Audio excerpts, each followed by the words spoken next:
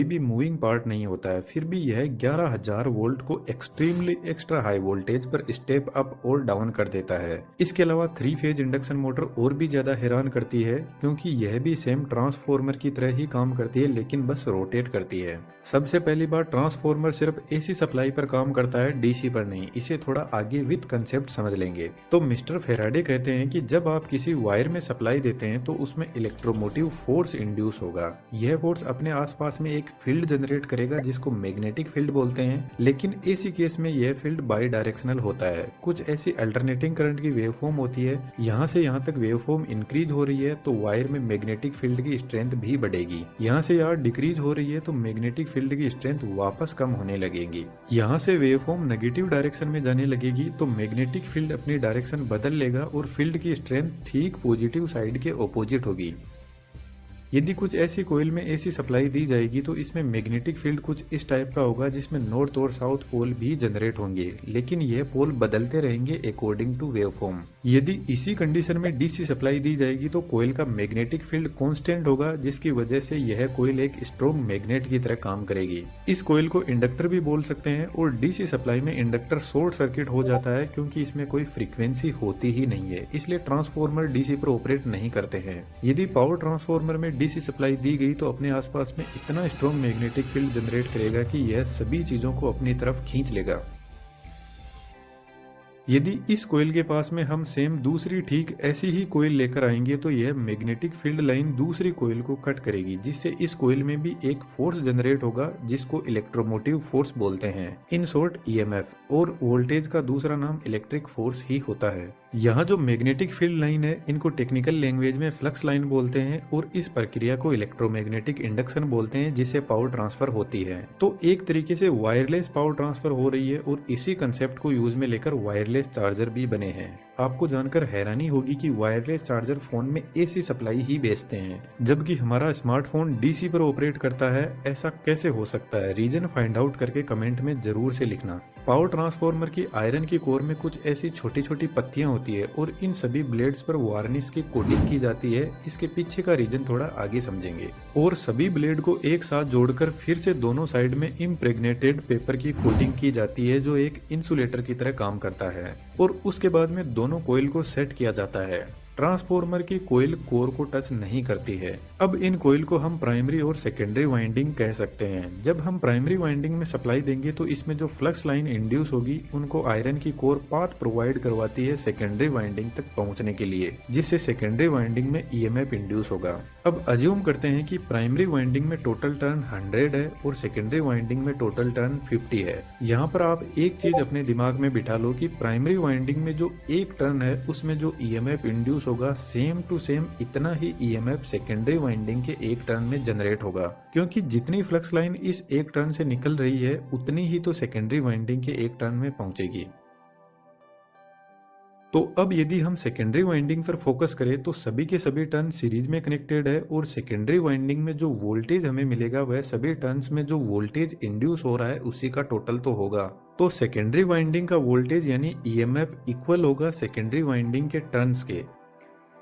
ऐसा ही primary winding में होगा, EMF induce in primary winding equal to number of turns in primary. EMF और वोल्टेज में एक छोटा सा फर्क होता है। वोल्टेज प्राइमरी वाइंडिंग के टर्मिनल पर लगा हुआ है, जब ये वाइंडिंग में पहुंचेगा तो वाइंडिंग का कुछ रेजिस्टेंस होता है, जिसकी वजह से थोड़ा सा वोल्टेज कम हो जाता है, और जैसे ही वोल्टेज कम होता है तो हम उसको बोलते हैं कि इतना इतना ईएमएफ इंड्यूस हुआ है। अब अज्यूम करते हैं कि प्राइमरी वाइंडिंग में 100 वोल्ट हमने दिया तो सेकेंडरी वाइंडिंग में 50 वोल्ट ही मिलेगा, क्योंकि 50 टर्न में से सभी टर्न की कैपेसिटी 1 वोल्ट की है, और सब ने अपना अपना 1 वोल्ट लेकर 50 वोल्ट दे दिया, जो हमें सेकेंडरी में मिलेगा, यानी वोल्टेज स्टेप डाउन हो गया। इसी तरीके से सेकेंडरी वाइंडिंग में नंबर ऑफ टर्न्स इंक्रीज करके वोल्टेज बढ़ाया जाता है। अब थोड़ी आसानी के लिए हमने एक इक्वेशन बना ली, number of turns in primary upon number of turns in secondary is equal to EMF induce in primary upon EMF induce in secondary. एक स्टेप और आगे बढ़े तो करंट भी आ जाता है, और करंट वोल्टेज का जस्ट ऑपोजिट होता है।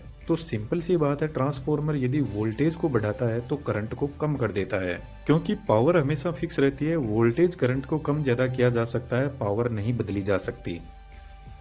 जब ट्रांसफॉर्मर में सप्लाई दी जाती है तो अकॉर्डिंग टू फेराडे इसके अलावा जो ट्रांसफॉर्मर की कोर है उसमें सर्कुलेटिंग करंट भी जनरेट होगा और इस सर्कुलेटिंग करंट को एडी करंट बोलते हैं, जिसकी हमें बिल्कुल भी जरूरत नहीं है। पानी में कभी ऐसी सिचुएशन बनती है कि कुछ ऐसा भंवर बनता है, ठीक ऐसा ही एडी करंट होता है जो कोर में घूमता है। इसलिए आयरन की कोर को सबसे पहले पतली पतली पत्तियों में डिवाइड किया जाता है, उसके बाद में एक एक ब्लेड को लेमिनेट किया जाता है। लेमिनेशन की थिकनेस 0.25 mm से 0.50 mm तक होती है। इसी लेमिनेशन की वजह से जो कोर का क्रॉस सेक्शन एरिया है वह रिड्यूस हो जाता है और एरिया का रेजिस्टेंस से इनवर्स रिलेशन होता है, जिससे रेजिस्टेंस बढ़ जाता है और रेजिस्टेंस आपको पता है करंट का दुश्मन होता है। तो इस तरीके से एडी करंट लॉसेस को रिड्यूस किया जाता है।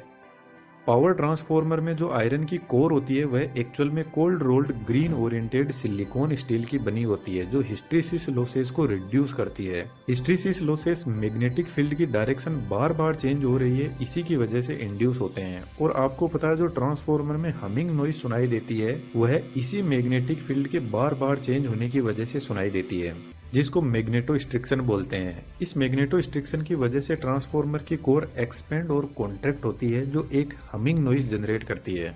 इसके अलावा भी ट्रांसफॉर्मर में बहुत सारे लॉसेस होते हैं, लेकिन मेन यही है।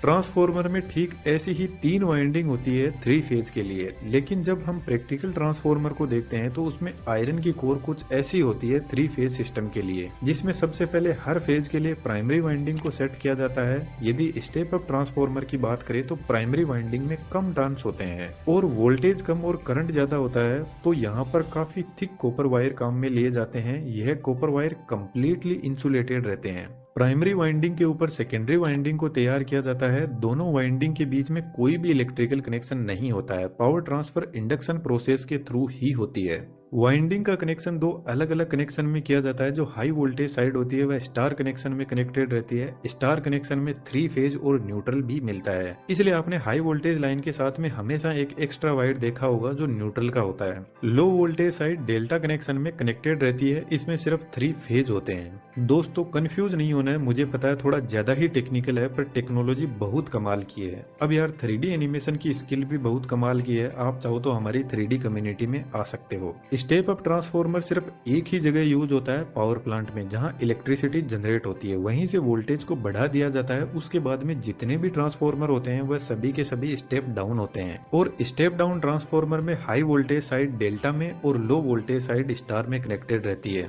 दोस्तों आपके लिए एक छोटा सा क्वेश्चन है और इसका रिप्लाई यदि आपने सही से दे दिया तो आपके कमेंट को मैं पिन जरूर से करूंगा। ट्रांसफॉर्मर की एक साइड स्टार में कनेक्टेड रहती है तो दूसरी साइड डेल्टा में कनेक्टेड रहती है। और ऐसा हमेशा ही होता है कि ट्रांसफॉर्मर की एक साइड दूसरा है। ट्रांसफॉर्मर में मिनरल ऑयल और सिंथेटिक ऑयल यूज होता है, जो एक पेट्रोलियम प्रोडक्ट ही है। इस ऑयल के 2 पर्पज है। यह ट्रांसफॉर्मर में कूलिंग भी करता है और इंसुलेशन भी प्रोवाइड करवाता है। इतना सब होने के बाद ट्रांसफॉर्मर को पैक कर दिया जाता है। ट्रांसफॉर्मर की वाइंडिंग बॉडी से टच नहीं हो जाए, इसलिए हाई वोल्टेज और लो वोल्टेज साइड के लिए बूसिंग लगी रहती है, जो एक इंसुलेटर ही है। यह बूसिंग पोर्सलेन की बनी होती है। पावर ट्रांसफॉर्मर के साइड में बड़े बड़े रेडिएटर लगे रहते हैं, जिनके अंदर कुछ ऐसी पतली पतली प्लेट होती है और बीच में से एयर फ्लो होने के लिए जगह होती है। जब ट्रांसफॉर्मर फुल लोड पर होता है तो वाइंडिंग काफी गर्म होने लगती है और वाइंडिंग के कांटेक्ट में आकर ऑयल भी गर्म होने लग जाएगा और ऑयल गर्म होकर ऊपर उठने लगेगा और रेडिएटर से होकर फ्लो होने लगेगा।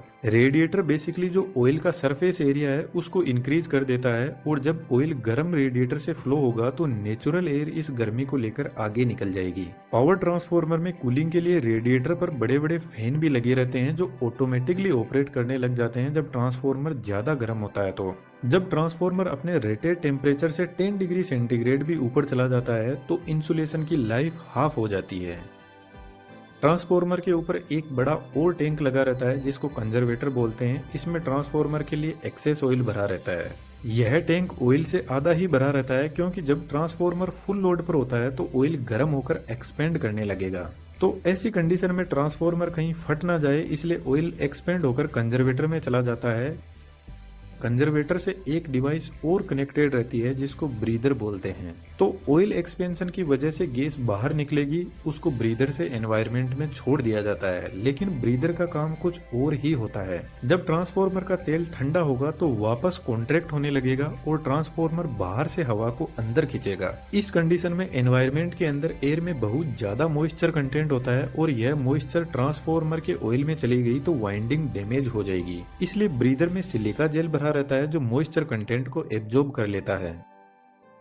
कई बार ऐसा भी हो सकता है कि ट्रांसफार्मर ओवरलोड की वजह से वाइंडिंग इंसुलेशन डैमेज हो जाता है और ऑयल में बबल्स क्रिएट होने लगते हैं और इन बबल्स की वजह से ट्रांसफार्मर में बहुत सारी गैसेस इंट्रोड्यूस होती है और ट्रांसफार्मर टैंक का प्रेशर बढ़ने लगता है। तो कंजर्वेटर और ट्रांसफार्मर टैंक के बीच में एक रिले लगी रहती है जिसका नाम बखोल्स रिले है। यह रिले पूरी की पूरी ऑयल से भरी रहती है और इस रिले के अंदर एक ट्यूब होती है जो एक एंगल पर कुछ इस तरीके से सेट रहती है और इसके अंदर मरकरी भरा रहता है और मरकरी आपको पता है एक कंडक्टिंग मेटल है। तो ट्रांसफार्मर टैंक में प्रेशर बढ़ने की वजह से टैंक में गैस जनरेट हो रही है, वह इस रिले में आने लगेगी और ऑयल धीरे धीरे कम होने लगेगा। इस प्रेशर की वजह से यहाँ पर लगा फ्लोट भी स्ट्रेट होने लगेगा, जिसकी वजह से फ्लोट से जुड़ी मरकरी इन दोनों कॉन्टेक्ट के बीच में कनेक्शन बना देगी और एक जबरदस्त अलार्म बजने लगेगा। अलार्म को सुनकर जीएसएस में बैठा हुआ जूनियर इंजीनियर ट्रांसफार्मर को ट्रिप कर देगा, लेकिन मान लो कि अलार्म काम ना करे तो बखोल्स रिले के अंदर सेम ऐसी ही एक ट्यूब और होती है।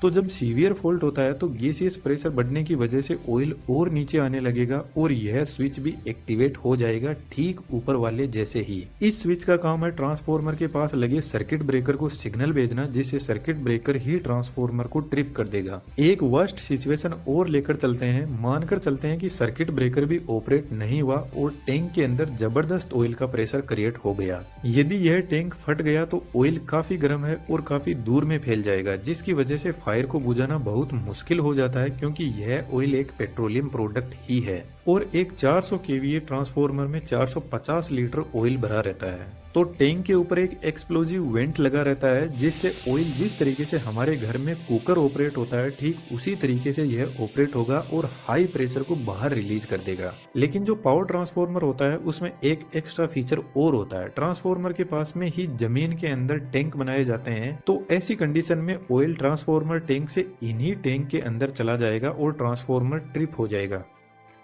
लेकिन दोस्तों पावर ट्रांसफार्मर को स्टार्ट करना कोई आसान काम नहीं है। जब ट्रांसफार्मर को ऐसे ही स्टार्ट कर दिया जाता है तो हाई इनरस करंट जनरेट होता है जो फुल लोड करंट का 4 से 5 गुना होता है, जो वाइंडिंग को डैमेज कर सकता है। इसलिए पावर ट्रांसफार्मर को हमेशा इस वेवफॉर्म के पीक पॉइंट पर स्टार्ट किया जाता है ताकि इनरस करंट को रिड्यूस किया जा सके। ट्रांसफार्मर को लाइन से कनेक्ट करने से पहले प्राइमरी वाइंडिंग की तरफ एक सर्किट ब्रेकर लगा रहता है फॉल्टी सिचुएशन में ट्रांसफार्मर को ट्रिप करने के लिए, और उससे पहले लाइटिंग अरेस्टर लगा रहता है जो लो रेजिस्टिव पाथ प्रोवाइड करवाता है और लाइन में आ रहे एक्स्ट्रा सर्ज को ग्राउंड कर देता है। पावर ट्रांसफार्मर काफी हेवी और कॉस्टली इक्विपमेंट आते हैं, यदि ये डैमेज होते हैं तो बहुत सारे इक्विपमेंट को डैमेज कर देते हैं, इसलिए इनकी सेफ्टी बहुत जरूरी है। यदि आप इंजीनियरिंग फील्ड से हो तो एक बार पावर ट्रांसफार्मर